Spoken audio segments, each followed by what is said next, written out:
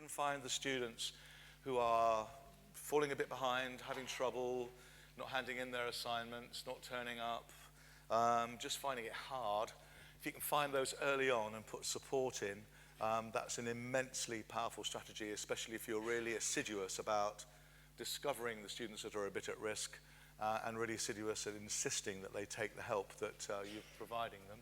And the last one is just really what we've been looking at already this morning, differentiating by feedback or formative assessment, and also by individualizing tasks and targets. And that learning loops thing where we were discovering a weakness of a student and then handing it over as a task for the next time they did an essay or whatever, that would be an example of that. So those are the three main approaches. I'm going to concentrate on the top one. We've only got a couple of hours, we can't possibly cover all that.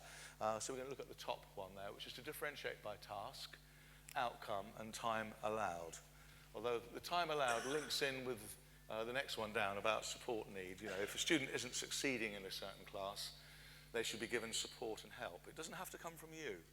A very simple strategy is to pair a student who can do it up with one who can't. You need to get the permission of the one who, of the peer tutor, as it were, to do this. But I mean, students are normally very happy to help another. And so if you can find students who have a bit of trouble with X, Y, or Z, find the students who are quite good at X, Y, or Z, why not pair them up and say, look, could you help John with his percentages? Because, I'm only talking about a small problem here. I'm not talking about, solving all their literacy problems. That's not going to happen. But if there's one little aspect of something you've covered that one student's not quite got, why don't you pair them up with somebody else who'll give them a hand? Study buddies is, a term that's sometimes used for that, but you can make up a much posher name than that if you prefer. Okay, let's have a look at Bloom's taxonomy. It's a rough and ready, familiar. It's not the best, perhaps, but it'll do very well for what we're looking at. Because there's a real problem with differentiating in terms of making sure our weak learners learn well. And I'd like to deal with that first of all. Do you remember this from your teacher training days, where it's often looked at from the point of view of assessment and levels of questioning, but it's also useful, very useful, to look at it from the point of view of having a ladder of tasks, some tasks for students that are very simple and some that are more demanding, and having a mix of those, which is immensely important from the learning point of view, as we'll see. I hope you're roughly familiar with all the bits there. Knowledge is just the ability to recall, yeah? Not necessarily understand it. Comprehension, next one up, is not necessarily deeply understanding it. It's just being able to explain, often a rote explanation actually, just to be able to explain the outlines of an idea. The next one up is application. That's where the student applies the learning in a very simple way, in precisely the way they've been shown how to. So for example, a maths teacher says, this is how to do these sums, do some now yourself, it says to the class, and the class now do those same sums, or different sums, but in exactly the way they've been taught. So it's really just repeating a process that they've been taught. And then above that, we've got analysis, which is looking at something in detail, perhaps by cutting it up into bits and looking at all the bits of it, perhaps by looking at the whole thing from different perspectives or points of view or from people's perspectives and so on. A synthesis is like creativity, really. It's solving problems, it's designing, writing, it's creating where the student has not been told directly exactly how to do it. They have to decide which bits of their learning and common sense they will apply to the problem, and they develop their own solution, which is new to them at least. And the last one is evaluative thinking. And it's useful to split these into two.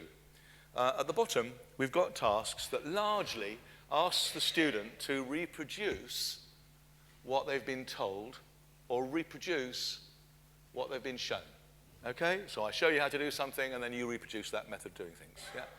Or I tell you stuff, and then you tell me it back. Yeah? That's a reproduction task. But above are tasks that require the student to reason with the information and ideas and so on, skills that you've given them. So they now have to think with it.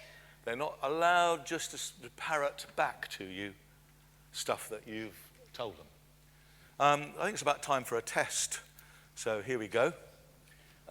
This is based on the first verse of Jabberwocky, which was written by Lewis Carroll. The poem goes as follows. "'Twas brillig," and by the way, it's a nonsense poem, right? Sort of better mention this.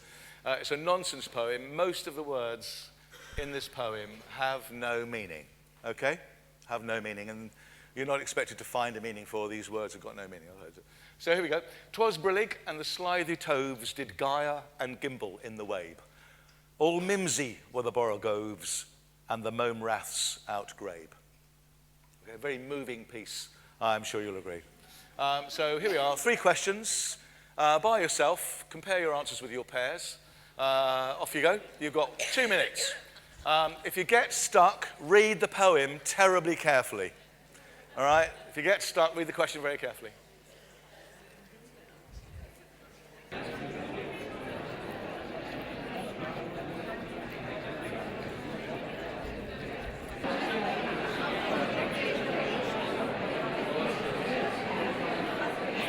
You there? Let's, you ready? Let's see how you've done.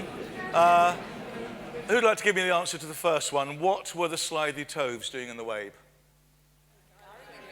Gyring and gimbling. Very good. You can mark your own, by the way. This is called self-assessment. You can mark your own. 1 mark for gyring, 1 mark for gimbling. Question 2. How would you describe the state of the borogoves? Excellent. 1 mark for mimsy. 1.5 marks if you said all mimsy. Question 3. What can you say about the Mome Raths?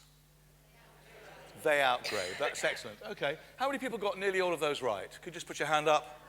That's fantastic. Well, it just goes to show, doesn't it, what a wonderful teacher I am. Right. Okay. Question 4. Do students need to understand material in order to answer simple questions correctly?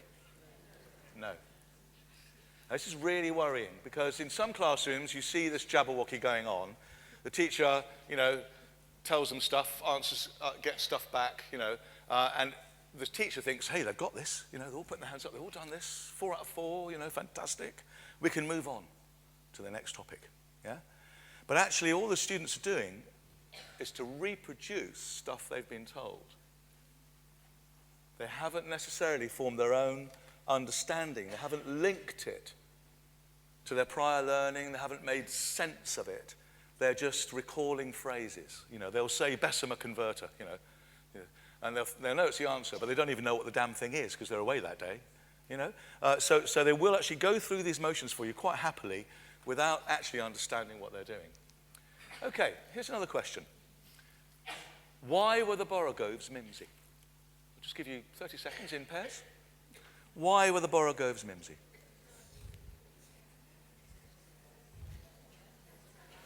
You all happy with that one? Anybody got an answer? Oh, we had a lot of answers for the last one, but we don't seem to have any answers for this one. Have we got one? Sorry? It was brillig. It was because it was brillig. Good guess. It's not true, but it's a good guess. Okay. That was a bit mean, really, because that was a hard question. So here's an easier one for you. How effective was the Mome Rath strategy? Anybody like to answer that one for me? You would? Okay, so I think we would describe as a creative thinker, and like when I read that, I have a very clear picture because I'm familiar with it, so I have pictures in my mind. And when we were going, it means this, it means this. And then everyone put their hands up and said different things to what I had, so I can answer each of your questions because I know my role both in music. You've made up your answer to that very well. Well done. And thank you for doing it. So we've got somebody here who has constructed very creatively an entirely self-fabricated reason for this. I know somebody else who does this. She's called Mabel, and she's 2 3/4, my granddaughter. And we all do this, actually, to be fair. We all do this. But I'm a physics teacher, and I can't help myself. She had a little... She had a little rubber giraffe, right? It's called Sophie, actually. You probably, some of you who've got kids might know this. And she was holding it like that and dropping it. And I said, why does it go down? How does Sophie know the right way? Why does Sophie always go down, you see? And she said, because I throw it. I said, okay. I said, well, pick it up then and throw it upwards and see which way it goes. So she looked at me askance, you know, but picked it up, threw it upwards, and it went down. I said, there you are. You threw it up, but it went down. Why was that? And she looked at me, slightly sort of narrowed eyes, you know. She said, because it's a giraffe. And so there's no shortage of people who will make sense for you. The question is whether they get it right. Yeah? We're all constructing our meanings all the time. And you'll have friends who make errors, for example, in their political judgments. Yes? You noticed? They'll make errors in their political judgments. They get it wrong. We never do, of course, but they do. So there's no shortage of people who will make ideas up. That's what the human brain is made to do. It cannot usually, especially if you're engaged, it cannot do with having an uncertainty. And where there's a vacuum, it fills it. You know, I know what burgos mean. You know, this is giraffe. You will make these ideas up. Okay, most important question. The first three you could do, the last two you couldn't. Where are they on Bloom? Give you a couple of minutes in pairs. Just find one of A, B, and C, because they're all in roughly the same place. But do D and E separately. You could do the ones in black print, you couldn't do the ones in red.